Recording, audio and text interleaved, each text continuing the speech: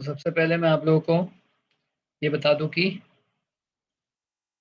हमें क्या क्या टॉपिक्स पढ़ने हैं over the period of time. What are the topics that we are going to study. Will first see that. ठीक है. तो ये मैं जनरल बात कर रहा हूँ, सारे exams combined, not only NDA. ठीक है.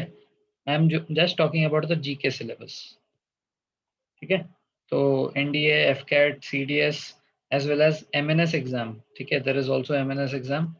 तो आप में से, because I can see 4 girls, if you in case go in the medical stream, ठीक है, then your main focus should be NEET ना. डेफिनेटली नीट ही मेन फोकस होना चाहिए. एमएनएस किसी का फोकस नहीं होता.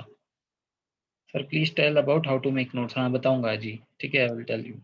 ठीक है. तो नीट आपका मेन फोकस होना चाहिए. Along with that backup option आपका एमएनएस होना चाहिए.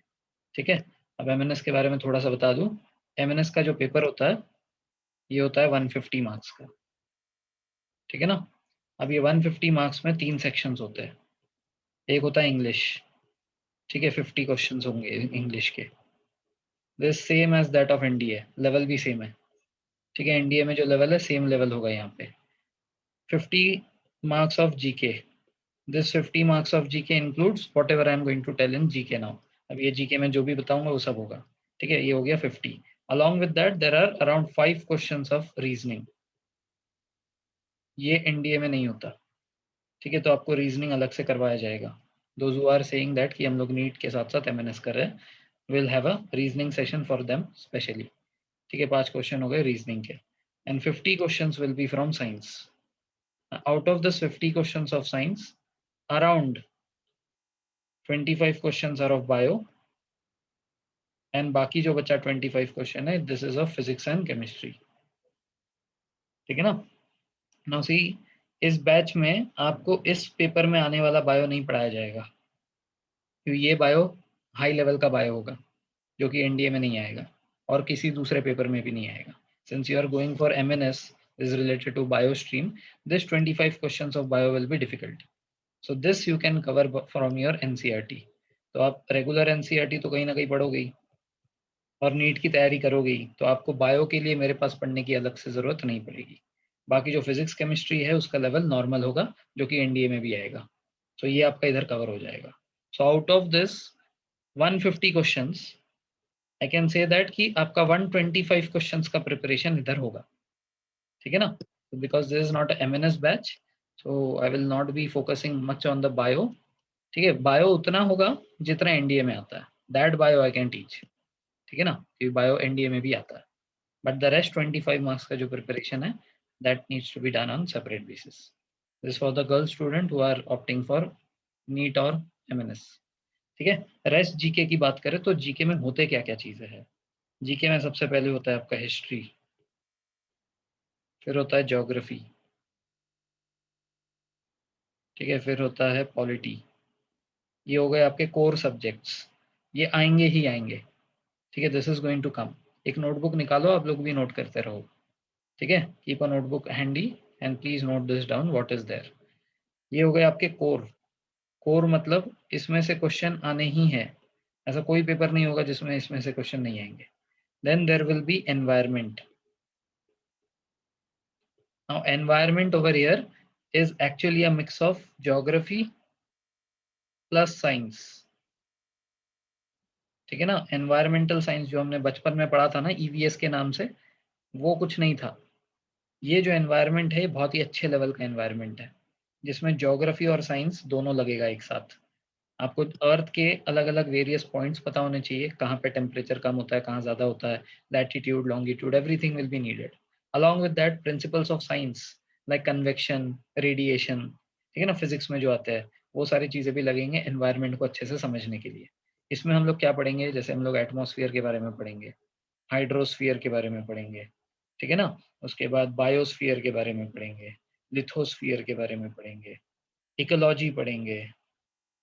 ठीक है. So all this things will be covered under environment. तो ये एनवायरनमेंट के जो क्वेश्चंस है, ये एनवायरनमेंट के क्वेश्चन वेरिएबल होते हैं, कभी आते हैं कभी नहीं आते. तो ये कोर में नहीं है. ठीक है. लेकिन हमें पढ़ना है. हमारे पास 2 साल है प्रिपरेशन का, हम कुछ भी नहीं छोड़ेंगे. चाहे वो कोर हो, चाहे वो थोड़ा सेकेंडरी टाइप का हो, एवरीथिंग विल कवर. ठीक है. एनवायरनमेंट. एनवायरनमेंट के बाद होता है आपका मिसलेनियस जीके। मिसलेनियस जीके का एग्जांपल क्या हो सकता है? जैसे अभी एक साइक्लोन आया था, मैंने कहा आया था, उसका नाम क्या था?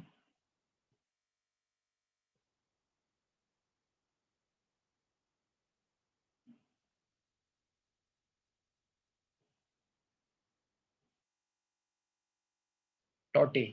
ठीक है, और इसका नाम किसने दिया?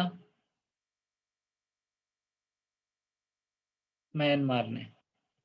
ठीक है ना। अभी ये क्या है? एक सेकंड सुनो। अभी ये क्या है? ये है करंट अफेयर्स, राइट?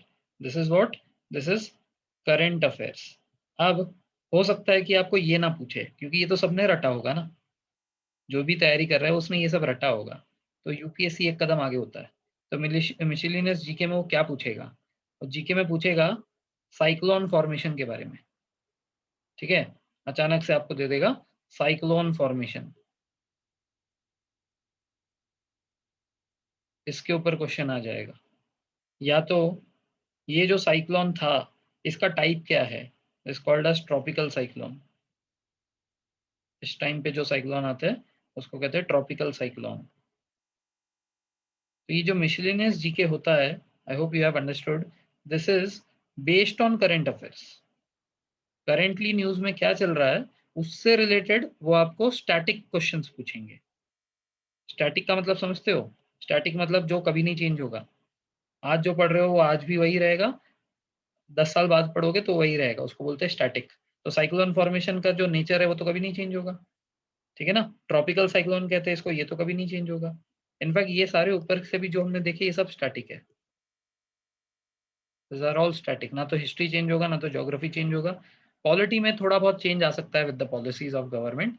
ठीक है, a little part, but most most of the things in polity are also static. तो ये हो गया आपका स्टैटिक पार्ट। ठीक है, this are all part of your static GK. Now there is another GK called as dynamic GK. What do you mean by the word dynamic? Which means changing, क्योंकि हर साल change होता रहेगा। ठीक है, तो ये जो डायनामिक जीके है, this is your current affairs.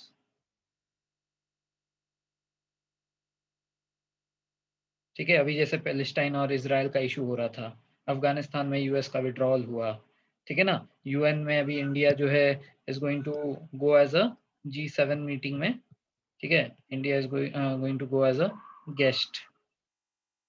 अब कल को पता चला कि इंडिया जो है G7 का मेंबर बन गया, जिसकी बातें चल रही है एक्चुअल में। अब इससे रिलेटेड क्वेश्चन क्या आएगा? ये जो G7 है इसकी मीटिंग किधर होने वाली है? तो इस साल होने वाली है इंग्लैंड में। कब होने वाली है? नवंबर में। ठीक है, एग्जैक्ट जगह क्या है? Gas glow. The name of the place is gas glow. ठीक है, फिर G20 का मीटिंग होने वाला है। जो लोग चैनल में एडेड हो, आपने देखा होगा G20 का मीटिंग किधर होने वाला है। Where is the meeting for G20 going to be held? This I had put yesterday itself, कल ही डाला था चैनल में। इटली होस्ट करेगा इसको, राइट। ठीक है, तो ये जो डायनामिक जीके है, ये पढ़ने के लिए आपके पास चैनल उपलब्ध है। ठीक है, पारसारथी डिफेंस एकेडमी ऑफिशियल। ठीक है, that is the name of the channel. So if you have not joined, please join it. On the channel you will be getting all the current affairs. Now what to do? अब जैसे note making पूछ रहे थे, सबसे पहले dynamic का बता दूं। तो आपको क्या करना है? एक 100 पेजेस की नोटबुक रखनी है। क्या करनी है? 100 पेजेस की नोटबुक। जिस दिन जो भी चीज में डालूं, आपको उसको बस यहाँ पे डेट लिखो, जैसे आज है 24th। ठीक है, 24/5/21, और उसके अंडर में नोट करते चलो आज क्या क्या हुआ। फिर कल का डेट लिखना, फिर उसके अंदर नोट करते चलना। Weekly every Saturday. ठीक है, weekly every Saturday you are going to revise. कितना रिवाइज करोगे? 15-15 दिन का रिवाइज करोगे। ठीक है ना, एक एक वीक का नहीं, 15-15 दिन का रिवाइज करोगे every Saturday. Why Saturday? Because Sunday को होगा टेस्ट, और टेस्ट में every test will contain 5 questions of current affairs every week. ठीक है ना। तो इस तरीके से आप लोगों को करंट अफेयर्स में ये भी धीरे धीरे पता लग जाएगा कि कैसे क्वेश्चंस आते हैं। ठीक है। अभी जैसे मैंने आपको बताया G20 मीटिंग, अब ये कहाँ होने वाला है? इटली में होने वाला है। कौन होस्ट करने वाला है? Who is the hosting country? जहाँ पे होता है वही होस्ट होता है। ठीक है, तो location and host are always the same. अब इसमें अगर किसी को स्पेशल इनवाइट किया गया हो, अब G20 में इंडिया एज अ मेंबर, तो यहाँ पे स्पेशल इनविटेशन नहीं है, तो ये 20 मेंबर्स के अलावा किसी को बुलाया गया होगा, दैट इज इंपॉर्टेंट। ठीक है ना, तो वो कोई भी हो सकता है, एक देश हो सकते हैं, 5 देश हो सकते हैं, जो भी हो सकते हैं, तो उसको हमें स्पेशल इनवाइट करके नोट करना है। ठीक है, तो इस तरीके से धीरे धीरे आप लोग भी समझ जाओगे कि what are the important points to be noted in dynamic. अब जिन लोग ने अभी एनडीए एग्जाम देना है, उनको अभी सी बात है ना, 2021 चल रहा है, आप लोग मिनिमम एग्जाम दोगे 2022 के सितंबर अटेम्प्ट में, तो ऑब्वियसली बात है 2021 के मई में जो चल रहा है वो नहीं आएगा, तो क्या हमें भी नोट करना है? या जो कह रहा होगा कि सर मेरे को तो सीडीएस की तैयारी करनी है आगे, तो मुझे तो ये 6 साल बाद एग्जाम देना है, तो क्या मुझे भी नोट करना है? यस। व्हाई? इससे आपकी आदत बनी रहेगी, आपको पता रहेगा कि एग्जैक्टली एग्जाम में क्या आता है। उसके आप लोग जब टेस्ट में क्वेश्चंस करोगे, you will have a better idea. तो क्या होगा ना, जब भी आप न्यूज़ पढ़ोगे, आपकी आंखें वही न्यूज़ देखेगी जो कि एग्जाम में आते हैं। ये फालतू एग्जाम, फालतू न्यूज़ नहीं देखने वाला है। ठीक है, ये जो बीजेपी ने कितने सीट जीते, बीजेपी के कौन से मिनिस्टर ने क्या बोला, ठीक है ना, कि ये जो गोमूत्र होता है उसको पीने से कोरोना कम हो जाता है, this is not a news that is going to come in the exam. News channel दिखा भी रहा है तो अपने को इग्नोर करना है। ठीक है ना, फिर मोदी जी ने अमित शाह को क्या बोला, अमित शाह ने इसको क्या बोला, नथिंग इज इम्पोर्टेंट, ये सब नहीं पढ़ना है हमें। ठीक है ना, एग्जाम में क्या आता है, एग्जाम में सर्टन सेक्शंस आते हैं। With time I will tell you the sections of current affairs. ठीक है ना, डिफेंस होता है, जैसे इंटरनेशनल अफेयर्स होता है। ठीक है, तो I will tell you the sections as and when we come across them. ठीक है, so the static portion is something that we need to focus on more. जी, ये dynamic GK is something that we need to focus. वैसे तो अभी से करना है, but we need to focus in the last 6 to 7 months of our exam. मतलब अगर सितंबर में एग्जाम हो रहा है, तो सितंबर से 5-6 महीने पहले के न्यूज़ के ऊपर बहुत ज़्यादा फोकस होना चाहिए, कुछ भी नहीं छूटना चाहिए। और उसकी आदत मैं आप लोगों को लगवा दूंगा। ठीक है, and same GK is applicable for all the exams, not only for NDA, for all the exam same GK होता है। Is it clear? Have you noted down?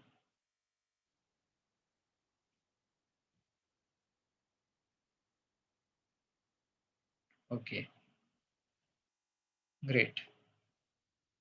Now, is this all? No, answer is no. अब और लिखना पड़ेगा।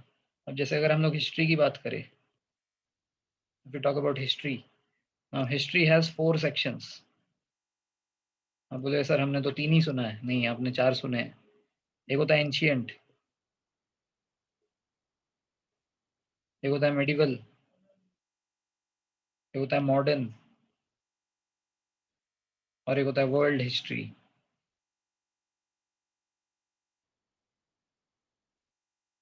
ठीक है ना, अब सबसे ज्यादा एनडीए में क्वेश्चंस कहाँ से आते हैं? सबसे ज्यादा क्वेश्चंस इन तीनों सेक्शन से आते हैं।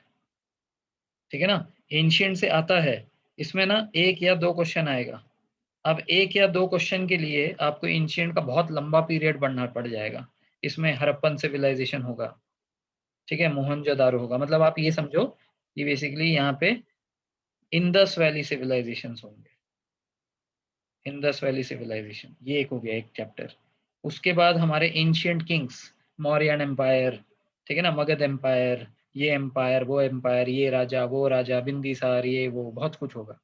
अब ये सब इतना सारा पढ़ के, इसमें बहुत कुछ है। ठीक है, इसमें बुद्धिज्म, जैनिज्म, वो सब भी आ जाएगा। इतना सारा पढ़ के कितने क्वेश्चन आएंगे? 2। अब क्या होगा, इंसानी ब्रेन है ना, और अपने को सिर्फ एनडीए थोड़ी करना है जिंदगी में, और भी चीजें पढ़नी है। सिर्फ हिस्ट्री थोड़ी है, उसमें भी सिर्फ एंशियंट ही थोड़ी है। इतना सारा कुछ पढ़ने के बाद ये जो 1 या 2 क्वेश्चन आएगा, ऐसा हो सकता है कि आपने इतना कुछ पढ़ने के बाद भी कुछ ना कुछ छोड़ दिया होगा, और जो छोड़ दिया होगा ना, वो 1-2 क्वेश्चन उसमें से आ जाएगा। तो ये सारी की सारी जो पढ़ाई है आपकी वेस्ट हो जाएगी। सारी बात समझ में? तो यहाँ पे फायदा टू हार्डवर्क का जो रेशो है वो बहुत कम है। ठीक है ना, हार्डवर्क आपने बहुत किया, बट उससे फायदा कितना मिला? बहुत कम, तो रेशो इज वेरी लेस। ठीक है ना, तो इसमें गेन रेशो बहुत कम होता है। इसलिए ancient history is something that we are going to cover, बहुत ही छोटा पार्ट ऑफ दैट, सब कुछ नहीं देखेंगे उसका। वो देखेंगे जिसके ऊपर बहुत ज्यादा सवाल आए हैं लास्ट 5 साल में, वो काम मेरा है। ठीक है ना, ये सेग्रीगेट मैं करूंगा कि लास्ट 5 साल में क्या ज्यादा है, उसके हिसाब से जितना नीड होगा उतना ही पढ़ाऊंगा, क्योंकि उससे ज्यादा पढ़ोगे तो ना तो याद रहेगा ना तो एग्जाम में क्वेश्चन बनेंगे। ठीक है ना। अब ये जो सेक्शन है ये मेडिवल मॉडर्न और वर्ल्ड हिस्ट्री, इसमें आपको करीब 15 to 18 क्वेश्चंस मिलेंगे। ठीक है ना, 15 to 18 questions. Now every of each of this part again है सब डिवीजन। जैसे मेडिवल की अगर हम बात करें, मेडिवल हिस्ट्री एक्चुअल में बहुत लंबा है, बट इसमें 3 सेक्शन से क्वेश्चन आते हैं। एक है मुस्लिम इन्वेजन ऑफ इंडिया। ठीक है, कौन कौन से मुस्लिम रूलर्स हमारे ऊपर अटैक किए, कौन कौन से पीरियड में, उसके ऊपर। फिर दिल्ली सल्तनत।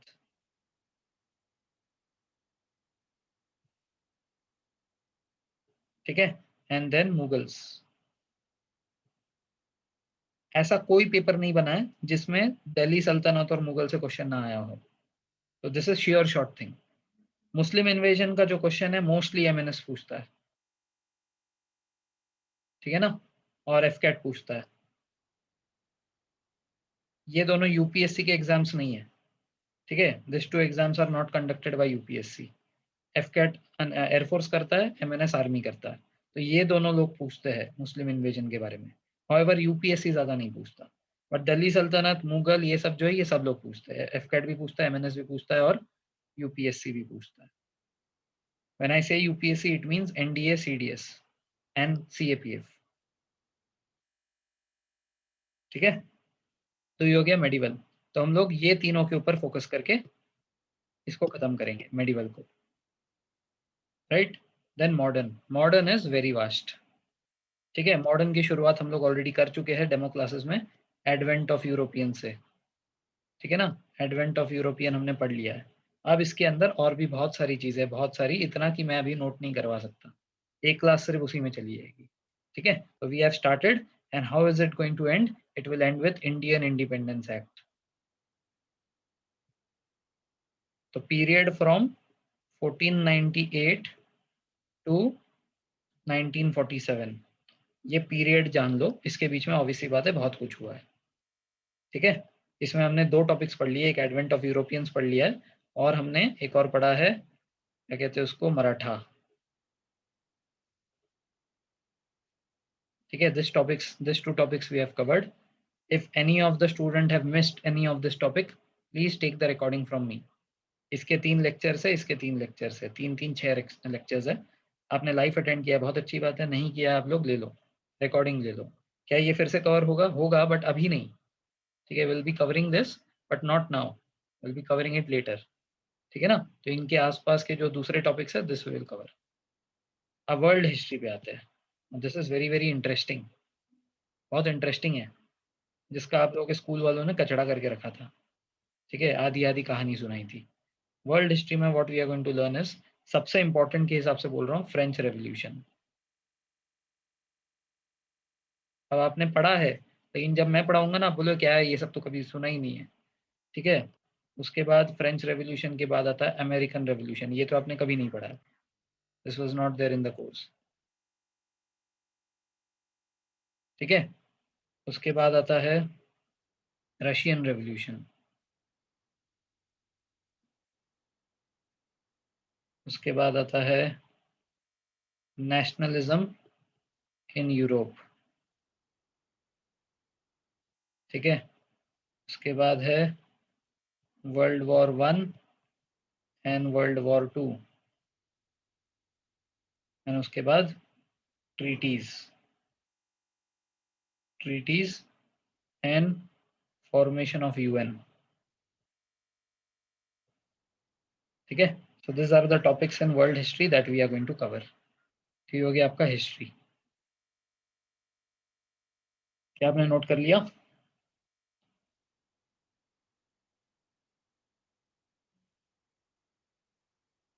ग्रेट।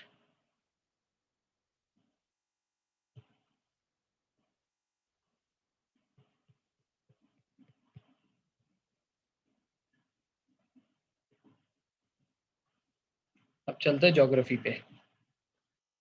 ज्योग्राफी पे फिर से 4 सेक्शंस होंगे, ठीक है। एक है क्लाइमेटोलॉजी,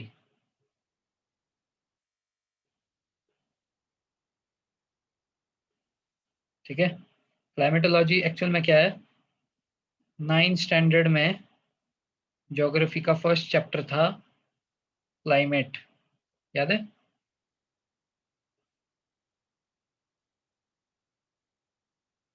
अच्छा, फोर्थ था, कुछ तो एक था, मतलब क्लाइमेट था। There was a chapter called as climate, right? This climate chapter was 0.0001% of what we are going to study in climatology, ठीक है ना। तो ये उसी चैप्टर से थोड़ा बहुत रिलेट होगा, बट इसमें बहुत सारी चीजें आती है। Lot of things will come here. What we are going to learn in this, we are going to learn about the various pressure belts. Earth के ऊपर कहाँ पे हाई प्रेशर होगा, कहाँ पे लो प्रेशर होगा, एवरीथिंग विल बी क्लियर, ठीक है। Next is wind movement. Wind हमारे पूरे अर्थ पे, आप पूरे अर्थ का विंड बता पाओगे, ठीक है, पूरे विंड का मूवमेंट पढ़ा दूंगा इसमें, ठीक है। And you will be able to actually understand then this how this cyclones are getting developed. एक बार आपको विंड मूवमेंट का पता लग गया तो आप लोग जो है साइक्लोन्स वगैरह का भी पता कर सकते हो, ठीक है। उसके बाद Indian monsoon,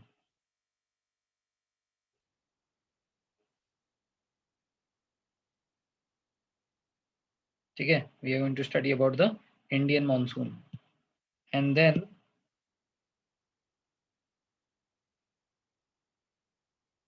factors affecting climate of a region. किसी भी एरिया का क्लाइमेट कैसे डिटरमाइन होता है वो पढ़ेंगे। दिस इज अबाउट क्लाइमेटोलॉजी, ठीक है। Then we have physical geography. Once the climatology is clear, we'll be able to understand physical geography in a better way. Physical geography में क्या होता है, we study about vegetation of a region. Vegetation का मतलब होता है forest, wild life, ये सब। कौन सी एरिया में कैसा टाइप का वेजिटेशन है, ऑब्वियसली बात है वो मानसून के ऊपर डिपेंड करेगा, क्लाइमेट के ऊपर डिपेंड करेगा। तो once you know the climatology you will be understanding the vegetation of the region. Then when once you understand the wind movement you will be able to study about the ocean currents. Ocean में पानी कहाँ से क्यों किधर किधर कैसे बह रहा है, वो सब आपको क्लाइमेटोलॉजी पढ़ने के बाद अपने आप क्लियर हो जाएगा। Ocean currents, once you know the ocean currents you will be able to understand the deserts of the whole world, ठीक है ना। ये सारे कनेक्टेड टॉपिक्स है। देन सॉइल, रॉक, ठीक है। And there are many more, बहुत सारी चीजें आती है। एक आपको एग्जाम्पल मिल गया, vegetation, ocean current, desert, soils, rock etcetera, ठीक है, माउंटेन्स, ये सब कुछ आ जाएगा इसमें। Now Indian geography. What is there in the Indian geography? Indian geography is all about map marking. आपको जो है मैप के ऊपर हर चीज पता होनी चाहिए। इंडिया में कौन सा स्टेट किधर है, कितने स्टेट है, कितने यूनियन टेरिटरीज है, ठीक है ना। Everything you should know about India. Now specifically if we have to study this, then rivers of India, then plains of India, north Indian plain, है ना, देन प्लेटूज, देन इंडिया के resources, ठीक है। उसके बाद पोर्ट्स, कहाँ कहाँ पे कैसा पोर्ट है, railways, national highways,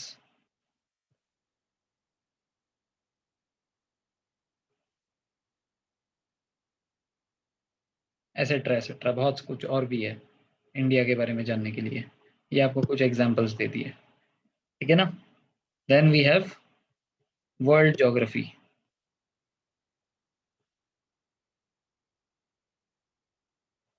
in this world geography we are going to learn about straits,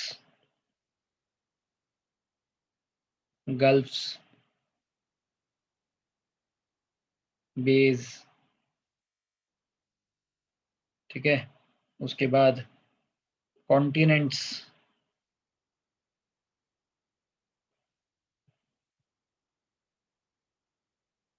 countries and capitals. Country and capital is a very important topic for MNS. कोई एक कंट्री दे देंगे और पूछ लेंगे उसका कैपिटल क्या है। जैसे मान लेते हैं अजरबैजान, कोई बता सकता है इसका कैपिटल क्या है? Anyone knows? और यू कैन प्रेस 0। आधे लोग तो इसमें होंगे कि ये कंट्री भी है, किधर है, कोई सुना नहीं ना। दिस इज बाकू, ठीक है, मिडिल ईस्ट में है। मिडिल ईस्ट नहीं एग्जैक्टली, मिडिल एशियन कंट्री है। उस दिन हमने अफगानिस्तान पढ़ा था, अफगानिस्तान के नॉर्थ वेस्टर्न साइड में, ठीक है, अफगानिस्तान से नॉर्थ वेस्ट में है। ये क्यों पूछा मैंने, ये न्यूज में था। Azerbaijan and earlier was part of Ottoman empire, वो तो बहुत अर्ली हो गया। उसके बाद it was a part of Russia, it was a part of USSR, ठीक है, यूएसएसआर का पार्ट था ये। 1991 में यूएसएसआर टूट गया, तब ये अलग हुआ, ठीक है। ओटोमन एम्पायर तो बहुत पुराना हो गया, ठीक है। ये जो इजराइल, ये अजरबैजान है, अजरबैजान का अर्मेनिया के साथ कॉन्फ्लिक्ट चल रहा था। इस कॉन्फ्लिक्ट में भी टर्की बीच में आया था, टर्की ने अपने जेट फाइटर्स भेज दिए थे। इसके ऊपर भी मैंने एक लेक्चर लिया था, जैसे हमने अफगानिस्तान कवर किया, इसराइल कवर किया। I have a recording of this also, ठीक है, अर्मेनिया अजरबैजान के कॉन्फ्लिक्ट के बारे में। देयर आई हैव एक्सप्लेन्ड कि ये कैसे पार्ट थे यूएसएसआर के, कब अलग हुए, फिर इनमें क्या टेरिटोरियल क्या डिस्प्यूट है, everything have been covered, it has been covered, ठीक है। तो ये एमएनएस में आता है बहुत ज्यादा। इंडिया में कंट्री कैपिटल उतना ज्यादा नहीं पूछा जाता, but you should know about the countries which are in news. पूछने को पूछ सकते हैं। What are states? States are like, जैसे मान लो तो, मान लेते हैं कि ये इंडिया है, ये श्रीलंका है। तो two major land bodies, there is a peninsula and there is an island. Two major land bodies जिसके बीच में एक पतली सी क्या बोलते हैं, समुंदर का एक हिस्सा जा रहा है, very narrow strip of water passing through, then that is called as a strait. तो जैसे इंडिया और श्रीलंका के बीच में जो, उसको बोलते हैं पाक straight,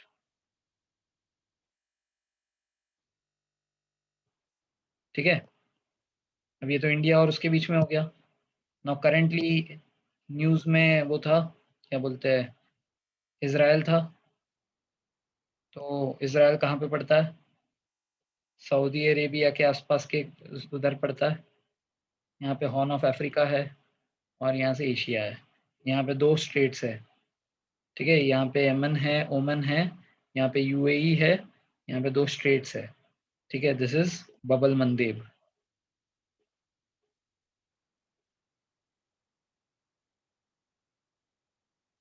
and this is strait of Hormuz. ऐसे सब कुछ पढ़ेंगे हम लोग।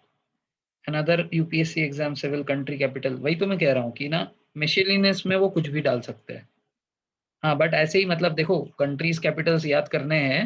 टोटल दुनिया में 193 कैपिटल्स है, मतलब कंट्रीज है, तो 193 कैपिटल्स भी होंगे। तो अब इतना सारा याद रखोगे तो कैसे भूल, मतलब फिर अपना नाम भूल जाओगे, फिर इतना सब कुछ याद रखोगे तो मोस्टली क्या आता है किसी भी एग्जाम में, क्या आता है, जो कंट्रीज अभी न्यूज में चल रहे हैं, those countries are currently in news, उसके ऊपर आता है। So that is why channel में आप जाओगे तो चैनल में आपको ये सब कुछ मिलेगा।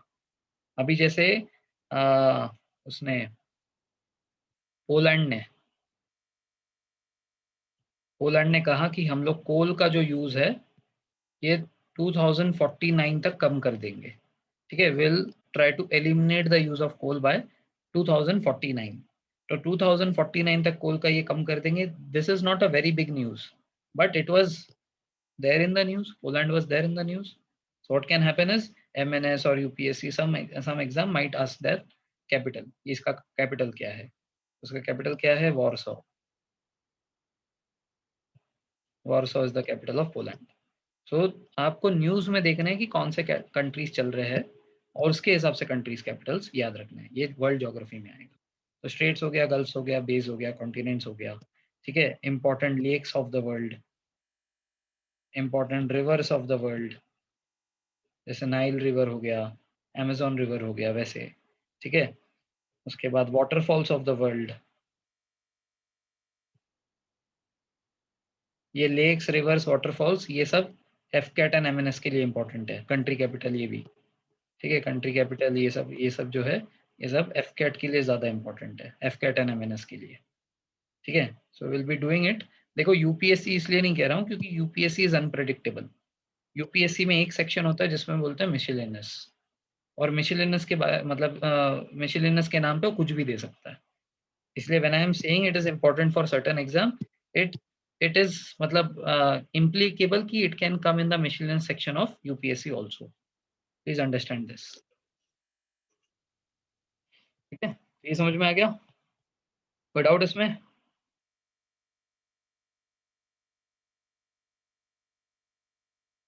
तो ये हो गया हमारा ज्योग्राफी, 4 हिस्से। Now comes the core area से पॉलिटी, ठीक है। आज हम लोग पॉलिटी पढ़ने वाले वैसे भी, तो पॉलिटी के बारे में थोड़ा मैं बता दूं। सबसे पहले तो ये समझो कि polity is the easiest of the all of the sections of GK. Polity सबसे इजी है। क्यों? ऐसा नहीं कि मतलब पढ़ाई इजी है इसकी, ऐसा है कि इसका जो सिलेबस है वो लिमिटेड है। ये हमारे संविधान से बंधा हुआ है। पॉलिटी क्या पढ़ने वाले हैं हम लोग? Constitution of India.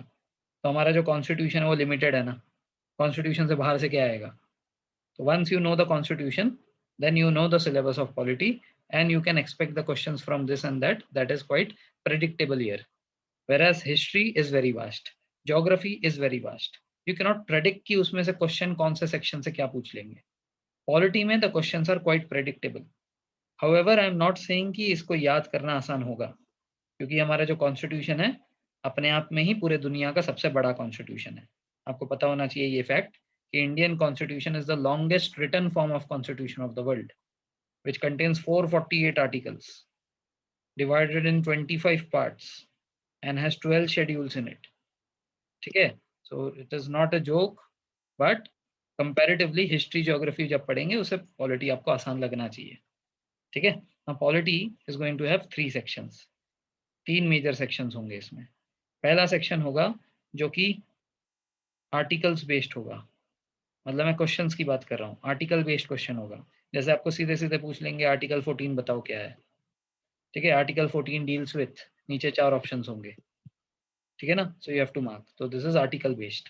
So what articles are important? Articles from 1 to 51 are very very important. Article 1 से लेकर 51 बहुत इंपॉर्टेंट है। ये है बेस ऑफ पॉलिटी। ये बेस आपको 10 से 15 दिन के अंदर मैं बना दूंगा। This base will be created in 10 to 15 days। उसके बाद आपको बाकी सारी चीजें समझ में आएंगे। ये बेस का 10% तो आज ही बता दूंगा, ठीक है। 10% of this base will be covered today itself. तो आर्टिकल बेस्ड क्वेश्चन जो है कहाँ कहाँ से आते हैं? It comes from union and it's territories. Union and it's territories. एक मैं बहुत आसान सा सवाल पूछूंगा बट आप लोग गलत करोगे, चैलेंज है। मेरे को सिर्फ इतना बताओ, how many states and union territories do we have currently? हमारे पास कितने स्टेट्स और यूनियन टेरिटरीज है? गूगल से देखोगे ना ज्यादा फंसोगे, क्योंकि मैं उसके ऊपर सवाल पूछूंगा तो आपको आएगा नहीं। How many states and union territories do we have?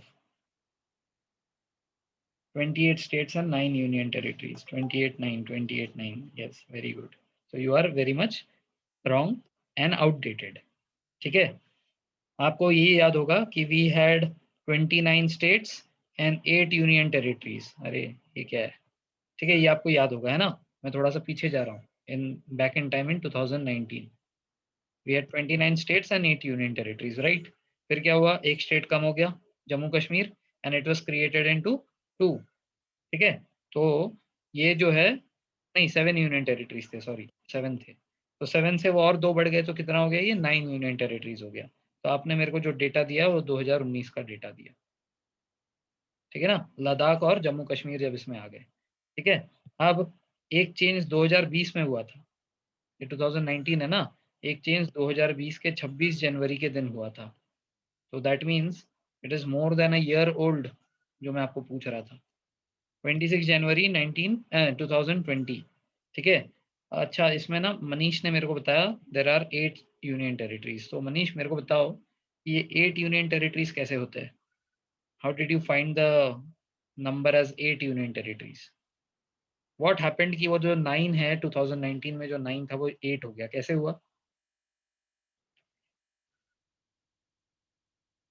What happened that from 8 it became from 9 it became 8?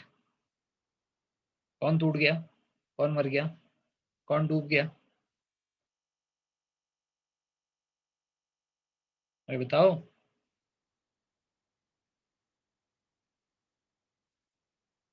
चलो खैर, 26 जनवरी 2020 लद्दाख एंड जम्मू कश्मीर में कुछ हुआ था? बिल्कुल नहीं, सुनो, ठीक है।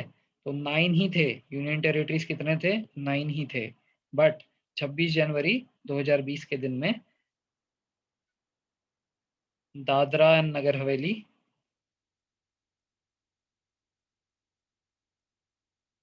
ये एक यूनियन टेरिटरी अलग था, और दीव दमन, ये एक यूनियन टेरिटरी अलग था, तब जाकर ये 9 थे। बट क्या हुआ, 26 जनवरी 2020 के दिन इन दोनों को जोड़ दिया गया। Now this becomes 1 union territory. अब क्योंकि ये दोनों एक हो गए, इसलिए यहाँ पे काउंट जो है from 9 it became 8 union territories. तो currently how many states and union territories do we have? We have 28 states and 8 union territories, ठीक है। चलो, तो आई होप कुछ नया सीखने को मिला आज तुरंत ही। ऐसे ही रोज कुछ ना कुछ नया सीखने को मिलेगा,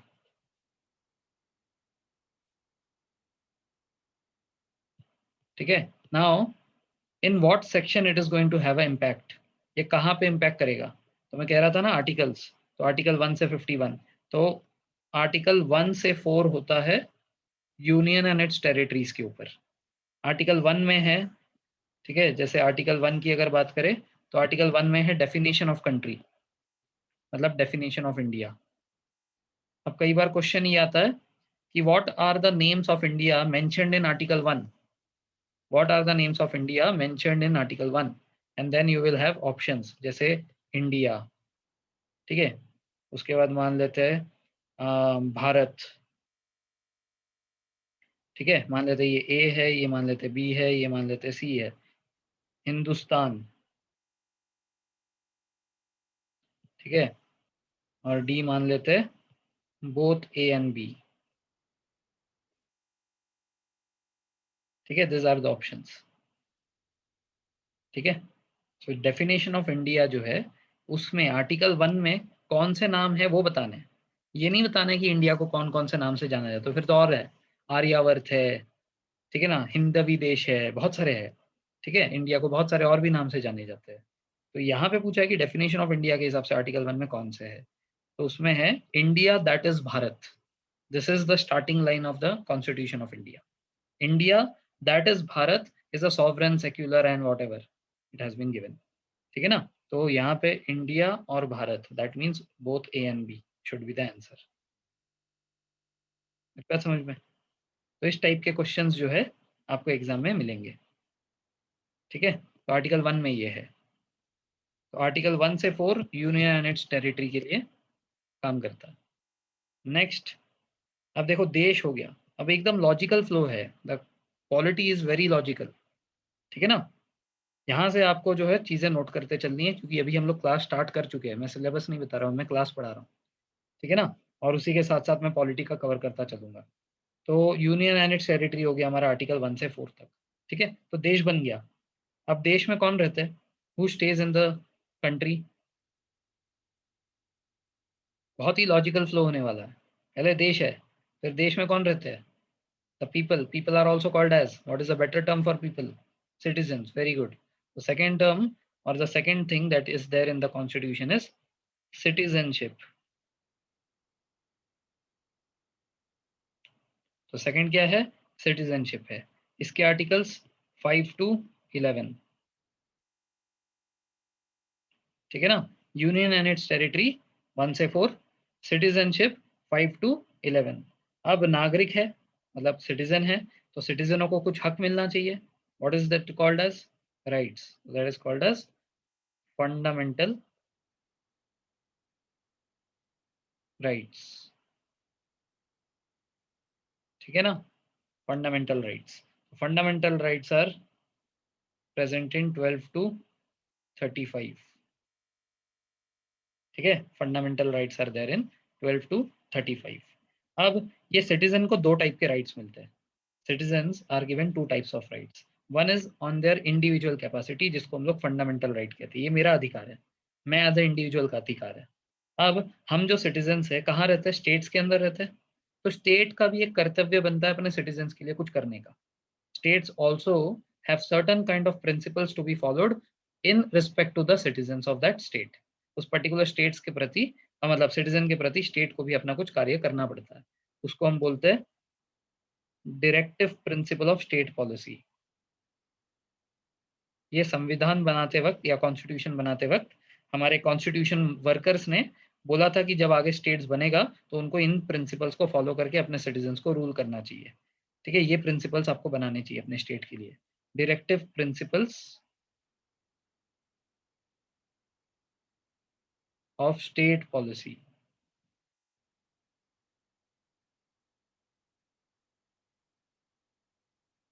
अब क्या है ना, आप लोगों को भी जैसे नहीं पता था कि डीपीएसपी नाम मतलब directive principle of state policy नाम की कुछ चीज होती है. इसको हम लोग शॉर्ट में डीपीएसपी बोलते हैं. वैसे ही आम नागरिकों को भी नहीं पता. वेरी फ्यू पीपल जो लोग तैयारी कर रहे हैं उनको पता होगा. होता क्या है पता है? जब चुनाव होते हैं ना, चुनाव में ये सारे जो लोग आते हैं कि हम लोगों को वोट करो, हम तुम्हारे लिए ये करेंगे वो करेंगे, वो एक्चुअल में कुछ नहीं कर रहे होते. वो एक्चुअल में डीपीएसपी में से पढ़ पढ़ के बोल रहे होते हैं कि हम तुम्हारे लिए ये करेंगे वो करेंगे. अरे ये तो संविधान के हिसाब से उनको करना ही चाहिए, वो करते नहीं है. और फिर क्या है कि जब वो वोट मांगने आते तब वो बोलते हैं कि हम तुम्हारे लिए ऐसा कर देंगे, तुम्हारे लिए वैसा कर देंगे. अरे करना उनका कर्तव्य ही है. They are not doing anything else. They are doing this and they are asking vote for that. और क्योंकि हमारे यहाँ पे अनपढ़ लोग हैं, उनको पता नहीं होता कि ये सब अपना मतलब उनका काम ही है करना. तो उनको लगा अरे बाप रे ये करने वाला है, क्या बात है, मस्त है एकदम. तो and then they fall into the trap and they vote for them. ठीक है, तो this is the vote trap. इसके जो आर्टिकल्स है, इसके आर्टिकल्स 36 से लेकर 51 है. ठीक है, डीपीएसपी. डीपीएसपी के बाद मतलब उसी का एक सब पार्ट होता है. अब देखो, सिटीजन्स को दो टाइप के राइट्स मिल गए. एक उसकी इंडिविजुअल कैपेसिटी पे, दैट इज फंडामेंटल राइट. और एक स्टेट उसके लिए कुछ करने वाला, दैट इज डीपीएसपी. तो कर्तव्य भी तो होना चाहिए ना कुछ सिटीजन्स का. The citizen should also have some kind of responsibility towards the government और the country. That is called as fundamental duties. ठीक है, ये जो है ये हमारे कॉन्स्टिट्यूशन में पहले नहीं था. Fundamental duty was not there in the Constitution of India. It was later on put in the Constitution by 42nd Constitutional Amendment. 42nd Constitutional Amendment के तहत आया है. इसीलिए इसका जो नंबर है ना, ये नंबर नॉर्मल नंबर नहीं है, जैसे 1 2 3 4 नहीं है. इसका जो नंबर है वो है 51A. क्या कारण है? देखो लॉजिकल है. जब कॉन्स्टिट्यूशन लिखा था तब था नहीं. ठीक है, तो कॉन्स्टिट्यूशन में आर्टिकल 1 2 3 4 सब भर गया है. तो अभी 51 भी भर गया है, 51 के बाद 52 भी आ गया है. अब यहाँ पे बीच में किसी को डालना है, कैसे डालेंगे? नहीं डाल सकते हैं, जगह ही नहीं खाली है. तो फिर भी वो ABCD आता है. तो ये जैसा है 51A. तो जब भी आप जनरली देखोगे ना ऐसा A B कुछ दिख रहा है, तो समझ जाना कॉन्स्टिट्यूशनल अमेंडमेंट से आया है वो. ठीक है, it was not previously there in the constitution, it has come by a constitutional amendment. The logic is very simple. ठीक है, there was no place, it had to be added, so it was added by this a. तो इसका article क्या है? 51A. यहाँ तक समझ में आया सबको? कोई डाउट किसी को? Union territory 1 to 4, citizens 5 to 11, fundamental right 12 to 35, directive principle of state policy 36 to 51, fundamental duties was added by 42nd constitutional amendment, article 51A. ठीक है ना? तो मैं कह रहा था ना कि हमारा बेड रॉक क्या है, हमारा बेस क्या है? 1 से लेकर 51 है. तो क्या हमारा बेस बन गया? नहीं, अभी तो सिर्फ नंबर पता चले. जब हम लोग ये टॉपिक्स पूरे कर लेंगे ना, union and territory, citizenship, fundamental rights, directive principle of state policy, fundamental duties, तब आपका बेस बन चुका होगा। ठीक है ना, पॉलिटी में। अब ये क्या थे? आर्टिकल्स थे। मैंने क्या बताया? अगर हम लोग अपने कॉन्स्टिट्यूशन को देखें, कितने आर्टिकल्स है? 448 आर्टिकल्स है। कितने पार्ट्स है? 25 पार्ट्स है। कितने शेड्यूल्स है? 12 शेड्यूल्स है। इन सब के शॉर्टकट्स होते हैं, ठीक है ना, याद करने के लिए। हाँ, इसका कोई शॉर्टकट नहीं होता, ये अपने को समय के साथ साथ पढ़ते रहना पड़ेगा लॉजिकल वे में। ये जो पार्ट्स है, ये पार्ट्स भी सेम लॉजिकल वे में है, ठीक है। जैसे यूनियन एंड टेरिटरीज पार्ट 1, ठीक है ना, this is part 1। Citizens part 2, citizenship part 2, fundamental rights part 3, this is the same logical way. Directive principle of state policy part 4, ठीक है।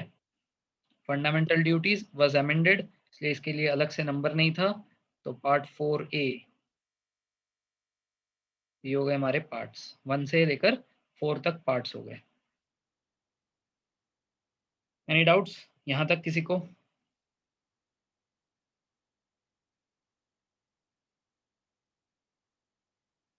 पक्का? ओके।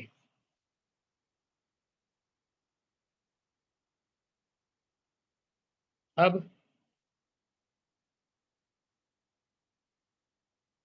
पार्ट 5, यहाँ तक मेन चीजें आ गई। अब यहाँ से टाइप चेंज होगा, अब यहाँ से गवर्नमेंट आएगा, ठीक है। तो सबसे पहला देखो, हमारे देश में 3 टाइप के गवर्नमेंट होते हैं, ठीक है। सबसे पहले होता है सेंट्रल गवर्नमेंट, फिर उसके बाद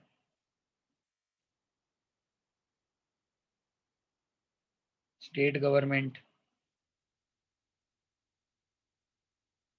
है ना। उसके बाद सेंट्रल हो गया, स्टेट हो गया, फिर हाँ, लोकल गवर्नमेंट से पहले, लेकिन यूनियन टेरिटरीज को हम भूल जाते हैं, ठीक है। लोकल गवर्नमेंट से पहले देखो, हमारे पास सेंटर है, हमारे पास स्टेट है, बट हमारे पास यूनियन टेरिटरीज भी तो है, उधर भी तो कुछ ना कुछ सरकार चल रही होगी। तो उसके बाद यूनियन टेरिटरीज, फिर आते हैं लोकल गवर्नमेंट। अब इसी फ्लो में हमारे बाकी के पार्ट्स होंगे, the rest of the parts will be in the same order, ठीक है ना। देखो, part 5 is central government,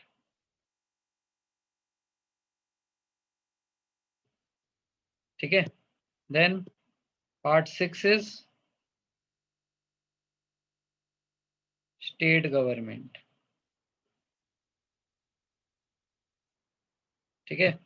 then part 7 नहीं एग्जिस्ट करता, रिपील कर दिया गया, निकाल दिया गया है, रिपील्ड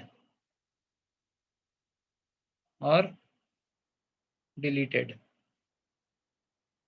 मैं जानता हूँ आपके दिमाग में क्या निकाल दिया, क्या निकाल दिया, आ रहा है दिमाग में?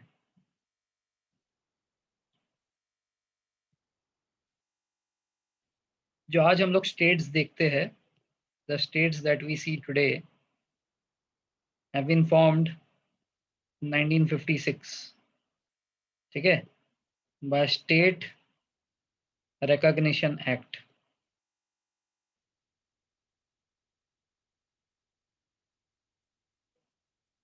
ज्यादातर जो स्टेट्स है, आपको उसका फॉर्मेशन 1 नवंबर 1956 दिखेगा, ज्यादातर स्टेट्स का, मैक्सिमम स्टेट्स का, ठीक है।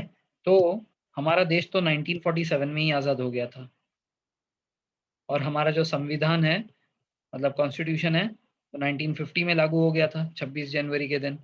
इसी को हम लोग अपना रिपब्लिक डे मनाते हैं, ठीक है। तो इस पीरियड का तो छोड़ो, ये तो ब्रिटिश के अंडर में ही था, मतलब ब्रिटिश ही हमें गवर्न कर रही थी, उन्हीं के प्रिंसिपल से हम चल रहे थे, जब तक हमारा कॉन्स्टिट्यूशन नहीं आया। बट 1950 में जब कॉन्स्टिट्यूशन आया, तो उससे लेकर 1956 तक फिर क्या हुआ? तो क्या कोई स्टेट्स नहीं था? तो आंसर इज नो, कोई स्टेट नहीं था। लेकिन ऐसा तो हो नहीं सकता, इसलिए India was divided in parts, ठीक है। इंडिया जो है, it was divided in parts, ठीक है। जैसे मान लेते ये एक पार्ट है, ये एक पार्ट है, ये एक पार्ट है, ये एक पार्ट है, तो A part, B part, C part, D part, ठीक है। तो India had parts in that kind of situation, ठीक है, तो part A states, part B states, part C states ऐसे थे। ठीक है, तो ये जो पार्ट ए स्टेट्स है, पार्ट बी स्टेट्स है, पार्ट सी स्टेट्स है, पार्ट डी स्टेट्स है, ये सब के बारे में पार्ट 7 में लिखा हुआ था। तो जब 1956 में स्टेट रिकॉग्नाइजेशन एक्ट आया तो इन सबको तो हटा दिया गया। हरी बात समझ में? So they this states this parts were not linguistic, ये लिंग्विस्टिक नहीं थे, ये ज्योग्राफिक बेसिस पे थे, नॉर्थ साउथ ईस्ट वेस्ट ऐसे। हरी बात समझ में? तो जब स्टेट रिकॉग्नाइजेशन एक्ट आया और मैक्सिमम जो आज हम लोग स्टेट्स देख रहे हैं वो मतलब इंडिपेंडेंट हो गए, तो वो कौन से बेसिस पे हुए? On what basis the state recognization act was passed and the states were form? This were form by linguistic basis. किस कमिटी ने बनाया ये लिंग्विस्टिक बेसिस पे? शायद मैंने बताया था एक बार,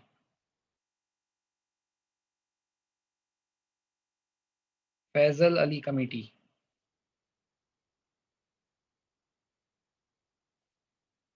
ऐसे वाले जो सवाल है ना, ये आपको एमएनएस वगैरह नहीं पूछेगा, एमएनएस एफकेट नहीं पूछेगा, ये यूपीएससी पूछता है ऐसे सवाल। ठीक है ना? This kind of questions are asked by UPSC. तो मैं आपको ऐसे बताते चलूंगा, इवन दो हम लोग सब एक साथ पढ़ रहे हैं, but I will be telling कि कौन सी चीज कौन से चीज के लिए इंपॉर्टेंट है। इतना डेप्थ में सवाल जो है यूपीएससी ही पूछ सकता है और कोई नहीं पूछेगा। आई होप अभी काफी कुछ क्लियर हो गया। ठीक है, तो पार्ट 5 हो गया हमारा सेंट्रल गवर्नमेंट, पार्ट 6 हो गया हमारा स्टेट गवर्नमेंट, पार्ट 7 जो है रिपील्ड है। ठीक है, एग्जिस्ट नहीं करता। पार्ट 8 क्या बताया था मैंने स्टेट के बाद?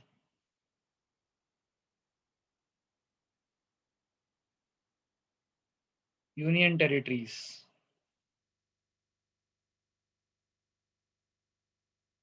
ठीक है, क्या आता है?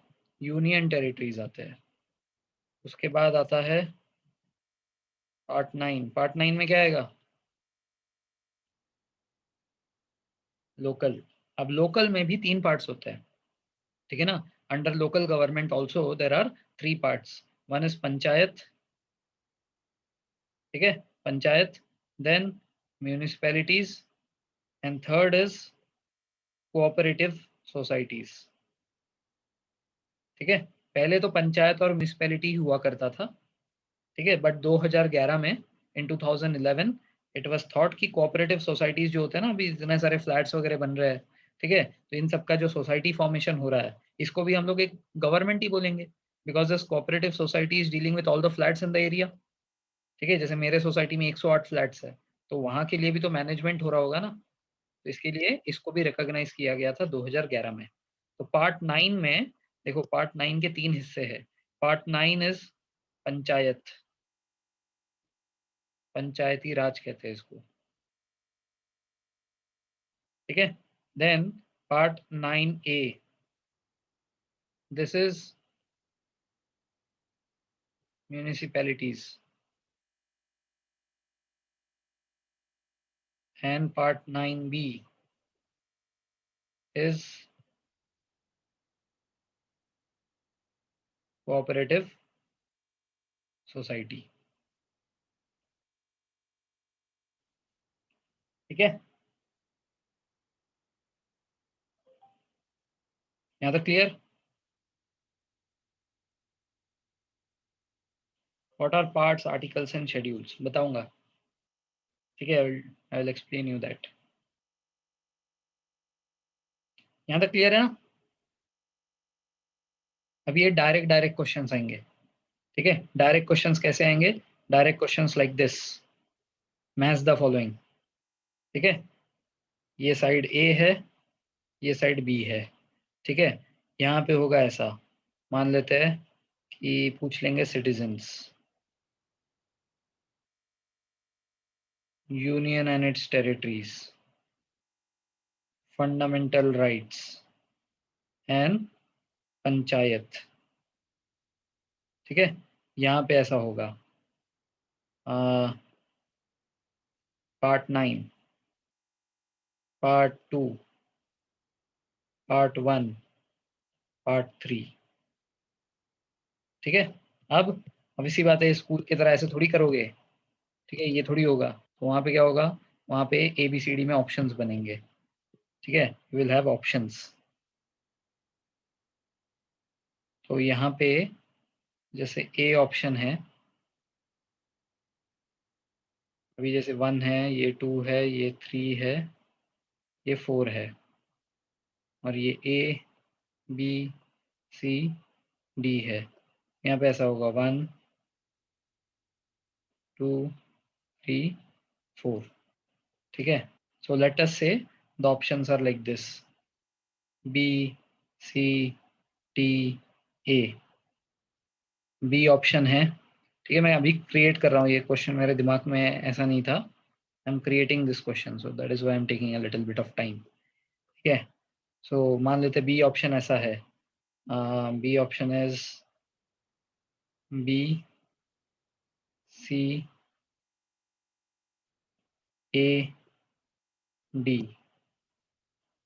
सी option is CDBA, and D option is ADCB. So now you have to match.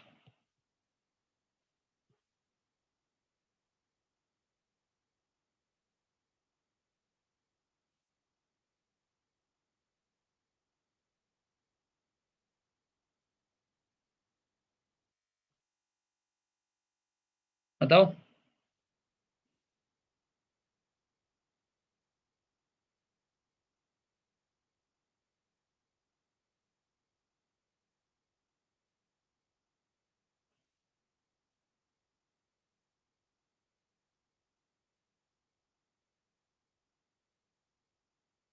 कुछ लोग बी कह रहे थे।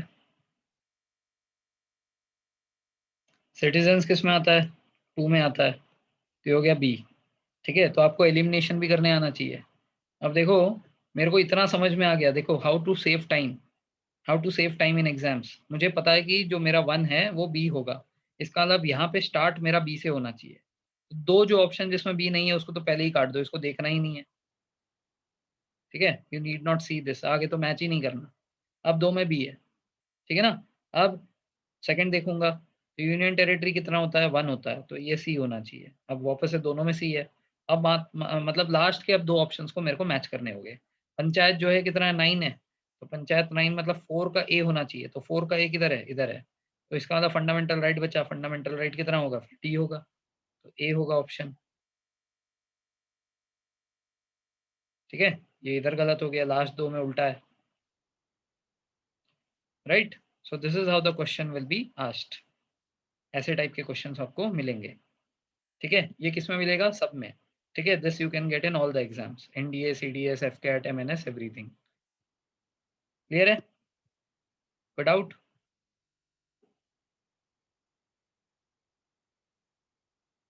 डाउट किसी को? Great. So now we will be first knowing about our constitution, हमारे कॉन्स्टिट्यूशन के बारे में कुछ जानते हैं हम लोग, ठीक है ना। तो हमारा कॉन्स्टिट्यूशन कुछ ऐसा दिखता है, ये है ओरिजिनल कॉन्स्टिट्यूशन का इमेज, कवर पेज। कहाँ रखा हुआ है, दिल्ली में। कौन से भाषा इसमें, सबसे मतलब जो सबसे पुराना वो था, हाँ हाँ, yes yes, whenever I am saying FCAT MNS it also means I need, ठीक है, it also means I need, ये नेवी का एग्जाम होता है। देखो ऐसे समझो इस चीज को ना, कंसेप्ट को ऐसे समझो कि जो एग्जाम UPSC कंडक्ट कर रहा है उसका लेवल सेम है, और जो ये लोग कंडक्ट करते हैं जैसे आर्मी नेवी एयरफोर्स, उन सब का लेवल सेम है। तो आर्मी कर रहा है MNS, FCAT जो है एयरफोर्स कर रहा है, आई नीड नेवी कर रहा है, ये तीनों ऑलमोस्ट ऑलमोस्ट सेम करते हैं, ठीक है ना। ऐसे याद रखो इसको। फिर क्या है कि आप लोगों को लगे अरे मैं तो इसकी तैयारी कर रहा हूँ या कर रही हूँ और मेरा वो एग्जाम का नाम नहीं लिया सर ने, तो अंडरस्टैंड लाइक दिस, ठीक है। So this is how the original constitution looks like. Now original constitution को बनाया किसने था, सब लोग जानते हैं कि ये BR अम्बेडकर जी ने बनाया था, एवरीवन नोज। तो क्या ये सवाल पूछेंगे, नहीं पूछेंगे, लेकिन फिर भी हमें पता होना चाहिए, ठीक है। देखो अब कुछ चीजें बताता हूँ जो हमारे कॉन्स्टिट्यूशन से रिलेटेड है। सबसे पहली चीज सबसे पहली चीज ये कि एक कॉन्स्टिट्यूएंट असेंबली बनी थी।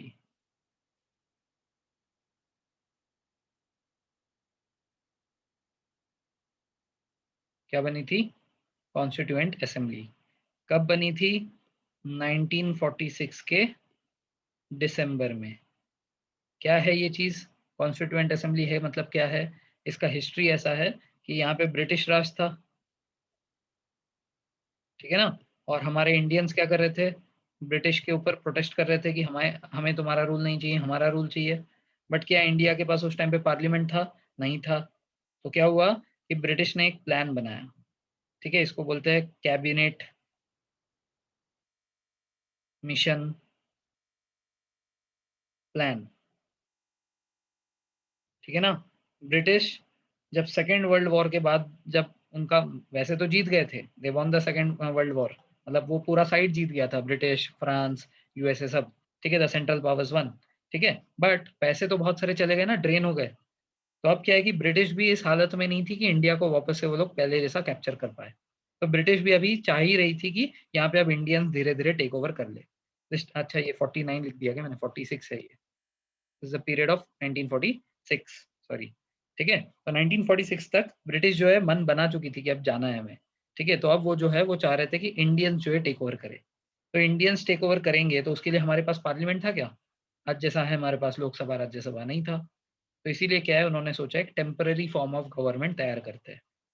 किसके अंडर? कैबिनेट मिशन प्लान के अंदर। तो उन्होंने क्या बनाया? हमारा कॉन्स्टिट्यूएंट असेंबली बनाया।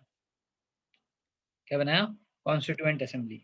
तो कॉन्स्टिट्यूएंट असेंबली को आप ऐसे जानो, this is like the old type of parliament which was of temporary nature, ठीक है ना। कब से कब तक चला ये?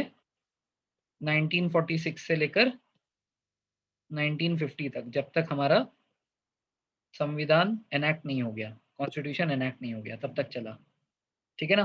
तो हमारा जो कॉन्स्टिट्यूशन है वो इसी कॉन्स्टिट्यूएंट असेंबली के अंडर बनाया गया। तो who did the work of making the constitution? The constituent assembly. उसमें किसने बनाया? उसमें एक कमिटी थी जिसको बोलते हैं ड्राफ्टिंग कमिटी,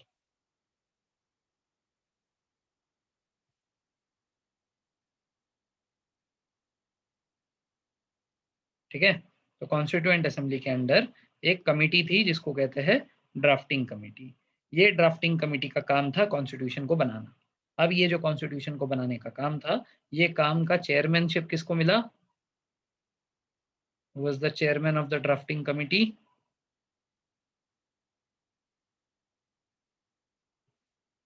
बताओ।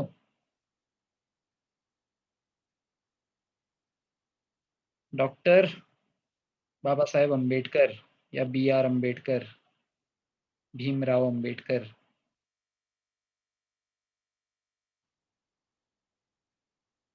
ठीक है ना। सो चेयरमैन ऑफ ड्राफ्टिंग कमिटी कौन थे? अम्बेडकर जी थे, ठीक है ना। अब ये तो चेयरमैन है, मतलब ये मेन काम यही करने वाले हैं। बट इन्हें एडवाइस कौन करेगा? तो जो कॉन्स्टिट्यूएंट असेंबली के एडवाइसर थे, एडवाइसर ऑफ कॉन्स्टिट्यूएंट असेंबली, ये सवाल देखो ज्यादा नहीं पूछा जाता अम्बेडकर वाला, ये तो पांचवी छठी के बच्चे को ही मालूम होता है, ठीक है। ये यूपीएससी का एग्जाम है, पांचवी छठी का एग्जाम नहीं है। तो यहाँ पे जो चीज दूसरों को नहीं पता होती वो बताया जाता है, ठीक है, वो पूछा जाता है। तो यहाँ पे जो कॉन्स्टिट्यूएंट एडवाइसर थे, कॉन्स्टिट्यूएंट असेंबली के एडवाइसर थे, उनका नाम था डॉक्टर बी एन राव। अब कुछ बुक्स में आपको बी एन राव की जो स्पेलिंग है वो आर ए ओ भी मिल सकती है, R A O. Original R A U था, बट आर ए ओ भी कहीं पे मिलता है। तो समझ जाना वही इंसान है, दो अलग अलग लोग नहीं है। He is the adviser of the constituent assembly. उन्होंने हर पॉइंट पे अंबेडकर जी को एडवाइस किया। इनफैक्ट ये जो हम लोग फंडामेंटल राइट्स पढ़े ना, फंडामेंटल राइट्स एंड डीपीएसपी, ये इन्हीं का प्रपोजल था।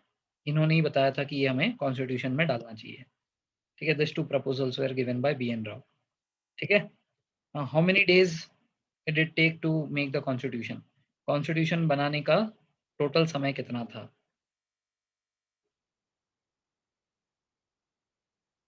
तो इट वाज 2 years 11 months and 18 days. 2 years 11 months and 18 days. अरे वाह, क्या बात है, कहाँ पढ़ा तुमने, क्या सिलेबस में? ओ 8th क्लास में था, ओके ठीक है। तो chairman B R Ambedkar, constitutional adviser doctor B N Rau. Constitution को बनाने का समय 2 years 11 months and 18 days, ठीक है ना। उसके बाद जो हमारा फ्लैग है, जो हमारा ट्राई कलर फ्लैग है, इसको किस दिन अडॉप्ट किया गया? When was it adopted? It was adopted on 22nd July 1947,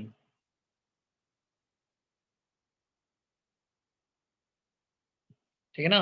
22nd July 1947 it was adopted on this day, ठीक है। The flag, the tricolour flag that we see of India today, ठीक है। इसका design किसने किया? पिंगोली वेंकाया, ठीक है, south Indian है, पिंगोली वेंकाया, इन्होंने इसका डिजाइन किया। 22 जुलाई 1947 में अडॉप्ट हुआ। पिंगोली वेंकाया का ये डिजाइन था। इनके ऊपर बहुत सारे स्टैम्प वैम्प भी बनाए थे गवर्नमेंट ऑफ इंडिया ने, ठीक है ना। ये हो गया। उसके बाद हमारा जो कॉन्स्टिट्यूशन है ये इनैक्ट कब हुआ? What was the day of enacting this constitution? देखो, एनेक्ट नहीं नहीं, sorry sorry sorry, adopt, sorry, enact बाद में हुआ था, अडॉप्ट पहले हुआ था, ADOPT, ठीक है। कॉन्स्टिट्यूशन अडॉप्ट होना और एनेक्ट होना दो अलग अलग डेट पे हुए थे। तो अडॉप्ट कब हुआ था?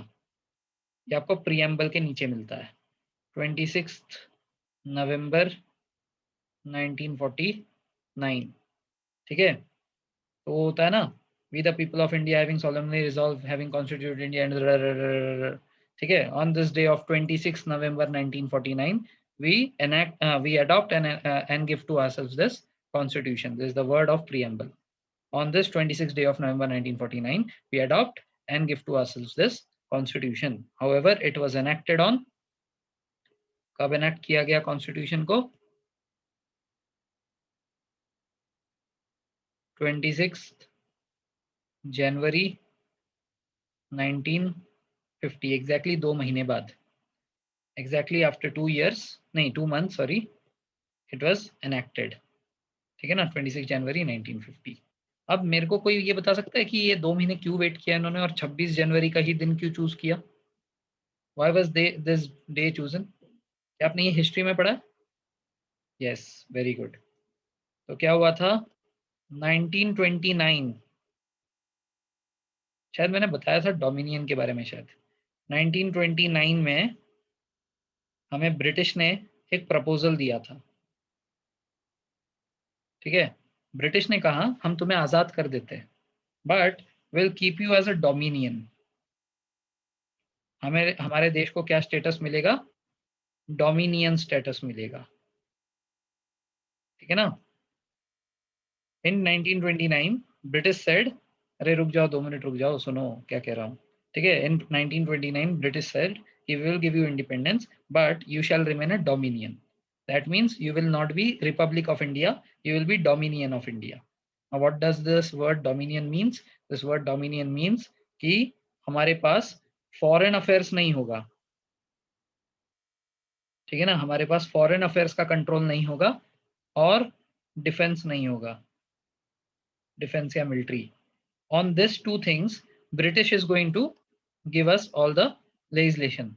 जो भी लॉज बनेंगे इन दोनों के लिए वो सब ब्रिटिश बनाएगा, बाकी सब कुछ हमारा, बाकी एजुकेशन हेल्थ ये वो जो बाकी सारे फालतू चीजें है वो तुम संभालो, हम तुम्हारा फॉरेन अफेयर्स एंड डिफेंस संभालेंगे।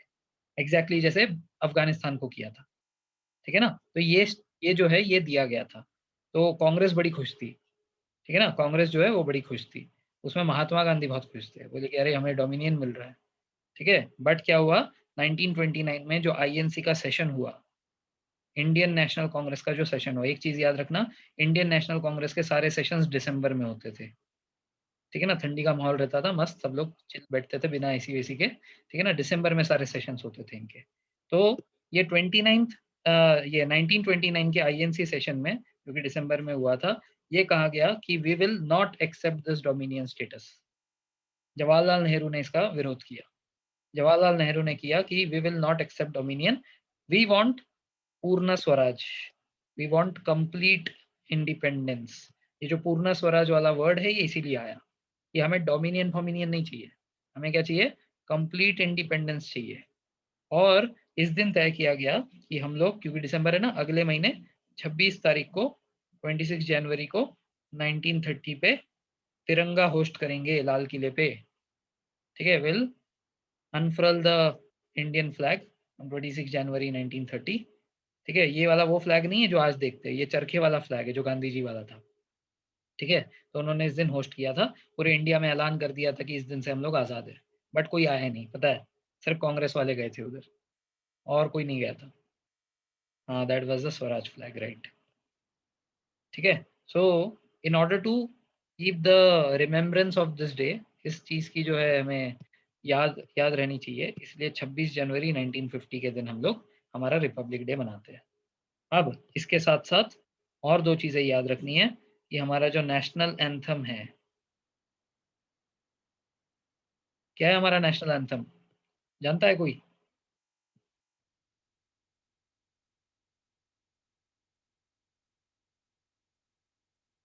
क्या आपको नेशनल एंथम पता है हमारा? सोच रहे होंगे कि क्या सर, जन गण मन है।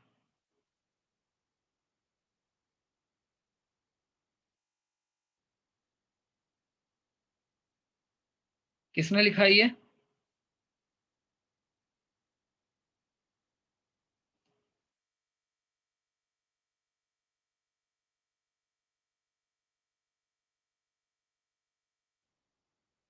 रविंद्रनाथ टैगोर जी ने लिखा है।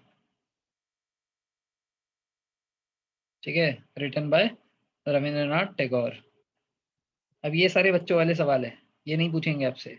आपसे क्या पूछेंगे? आपसे पूछेंगे कि रविंद्रनाथ टैगोर ने इंडिया के साथ साथ और कौन से देश का नेशनल एंथम लिखा है, of which other country he has written the national anthem of? So he has written the national anthem of Bangladesh, Amar Shonar Bangla।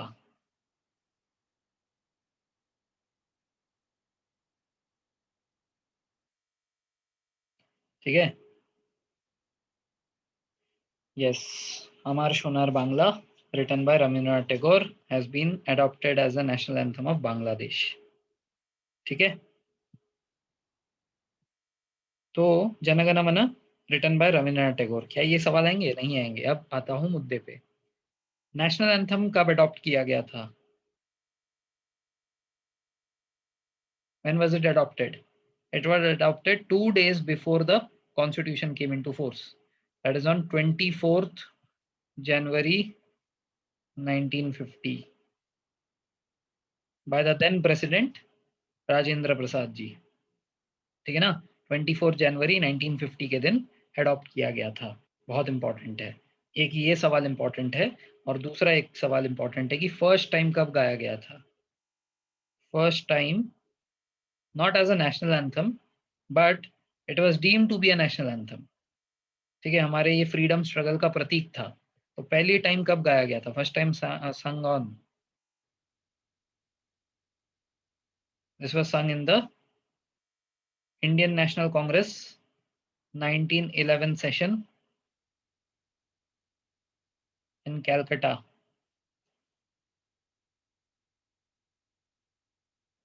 Calcutta session of 1911 INC के सेशन में ये पहली बार गाया गया था। याद रखेंगे इसको। ठीक है, तो दो सवाल जो आ सकते हैं वो है अडॉप्ट कब हुआ था, पहली बार गाया कब गया था। ये सवाल ज्यादा चांसेस है कि एमएनएस, एफकैट, आई नीट वाले एग्जाम में आए। चांसेस फिर भी, मतलब मैं ये कह रहा हूँ मीटर के हिसाब से भी देखा जाए तो अराउंड 60 to 65% चांसेस है कि ये यूपीएससी में भी आ सकता है। ठीक है ना, अराउंड 80% चांसेस है एमएनएस एंड बाकी एग्जाम्स में आएंगे, 65 के आसपास परसेंट चांस है कि ये यूपीएससी में भी आएगा। ठीक है, तो ये अडॉप्ट का। डेट हो गया। और दो नेशनल सिंबल्स होते हैं हमारे, एक है नेशनल सॉन्ग। क्या है नेशनल सॉन्ग हमारा? What is the national song of India? Vande Mataram.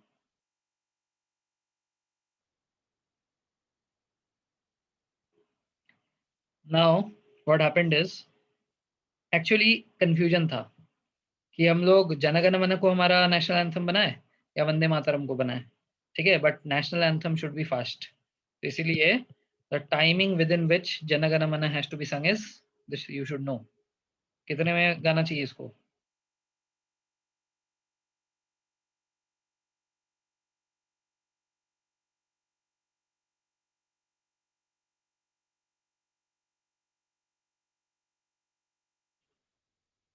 52 seconds, क्या बात है यार, तुम लोग पहले से ही काफी टैलेंटेड हो पता है। So I want good results from you. 52 seconds में जो है ये गाया जाना चाहिए। ठीक है, लेकिन प्रॉब्लम क्या था, Vande Mataram is quite slow, है ना, and quite long. So that is why what happened is it was adopted as national song of India, which the then president of India Rajendra Prasad said that it has equal importance as national anthem। मतलब national anthem का जिस तरीके से कोई अपमान नहीं कर सकता, अगर किसी ने वंदे मातरम का अपमान किया तो सेम कानून के हिसाब से पनिशेबल होगा। It is having the equal importance as that of national anthem. अब ये लिखा किसने? Who has written the song of Vande मातरम?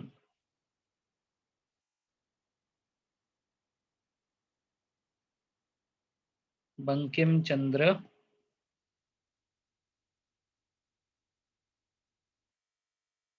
चैटर्जी। कौन से नॉवल से लिखा गया था? ये एक नॉवल से लिया गया है, उसका नाम है आनंद मठ।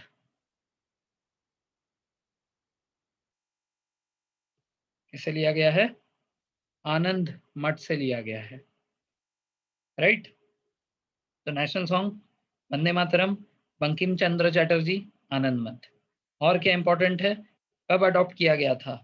इक्वल इंपॉर्टेंस है ना नेशनल एंथम के साथ, उसी दिन अडॉप्ट किया गया था, 24 जनवरी 1950।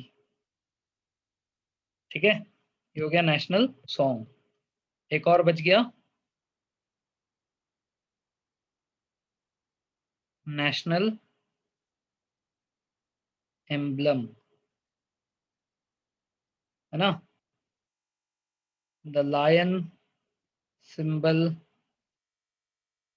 Of Sarnath by Ashoka.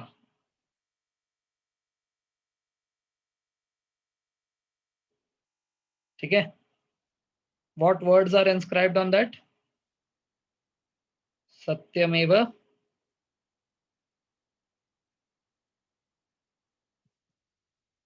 सत्यमेव Jayate. What does this mean? What does it mean? Truth alone, नहीं ऑलवेज नहीं, ट्रुथ अलोन, यही तो दिक्कत है।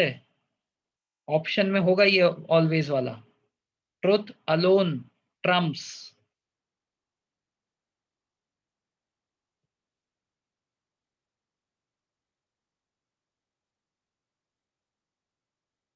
ठीक है, truth alone Trump's, this is the meaning of it.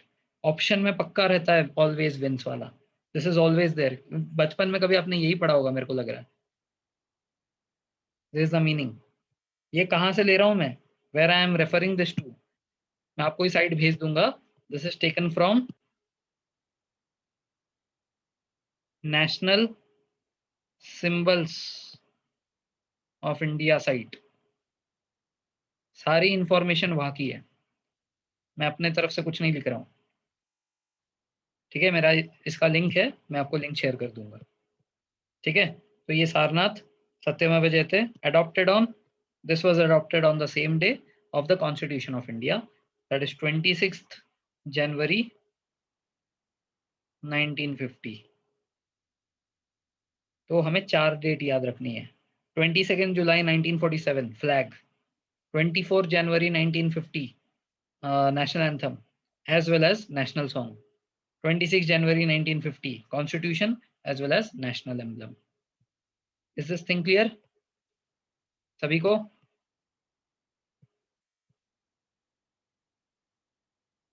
तो हमने कॉन्स्टिट्यूशन के बारे में कुछ बेसिक चीज जान ली। कॉन्स्टिट्यूएंट असेंबली ड्राफ्टिंग कमेटी ने बनाया था, चेयरमैन हमारे अंबेडकर जी थे, कॉन्स्टिट्यूशनल एडवाइजर हमारे BN राव थे। टाइम जो है 2 साल 11 महीने 18 दिन लगा था। अडॉप्टेड ऑन 22 नहीं, फ्लैग अडॉप्टेड ऑन 22 जुलाई 1947। पिंगोली वेंकैया ने उसका डिजाइन किया था। कॉन्स्टिट्यूशन का adoption 26 November 1949, enactment 26 January 50, national anthem and वो सब तो अभी हमने अभी देखा। ठीक है ना?